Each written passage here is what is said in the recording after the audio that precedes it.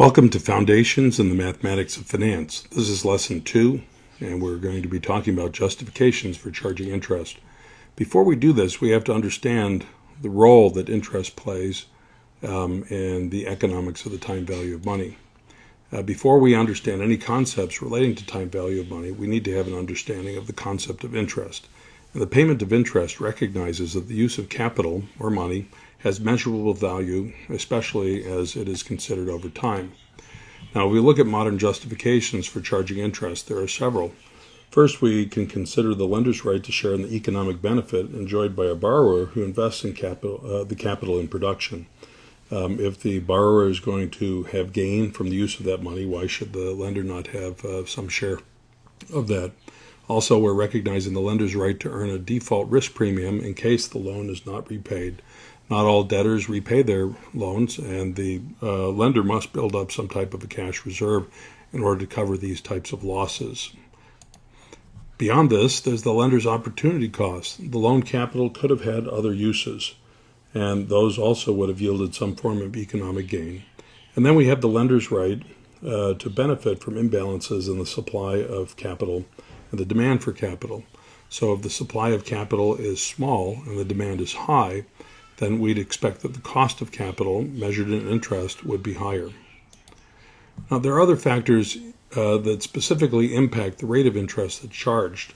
First, we have the negative impact of inflation. During periods of high inflation, money will be losing value faster, and therefore higher interest rates would be justified. Conversely, during periods of low inflation, that same inflation impact is lessened, and therefore there's less pressure to charge higher interest rates purely to compensate for the loss of value in money. We do have the risk of loss in terms of the loan. It might not be repaid, and there might be other circumstances that make the repayment difficult or result in some type of a reduced return. Beyond this, there's the creditworthiness of the borrower. Some borrowers have a higher likelihood of default than others, and those that have lowest likelihoods of default should be rewarded with lower interest rates. In our global economy, we have currency risk. The capital from one nation might be loaned to someone in another nation, and the foreign exchange rate between these two countries, which are affected by macroeconomic factors, might also impact the repayment of the loan and the value that's received. Beyond that, there is the deferred compensation experienced by the lender, which means that the lender puts off until some future time any benefit that they could have enjoyed from the use of this capital. We have something that's called term-based risk, too. Term-based risk means that the longer the loan is outstanding, the greater risk it's subject to. And therefore, this loan that's for a couple of years would be considered to have lower risk than a loan that's outstanding for many years, because it would have a longer period of time in which to encounter difficulties. We have compensation for business risk, which is totally based on the line of business that the lender's in, and each business has a certain level of risk that's associated with it or generally associated with it. And so the rate of interest charge would reflect that.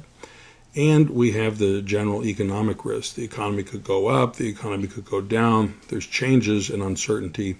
And so the rate of interest that's charged will reflect general economic risk as well. When we are charging interest, we're recognizing that the value of money is linked to time, and that $1 today is worth more than $1 tomorrow or next year because of uncertainty and because of the loss of value due to the factors that we just mentioned. Also, we recognize that money must always be busy and that it never sleeps, and that money that is not actively put into production or some form of investment is losing value even as it sits there. And by charging interest, we recognize the risks and costs associated with lending. So the implications of this are that money or transfers of value must consider the time value of money, and also that the nature and timing of cash flows play a big role in the impact of the time value of money. And finally, debt contracts should clearly specify how and when interest is to be paid.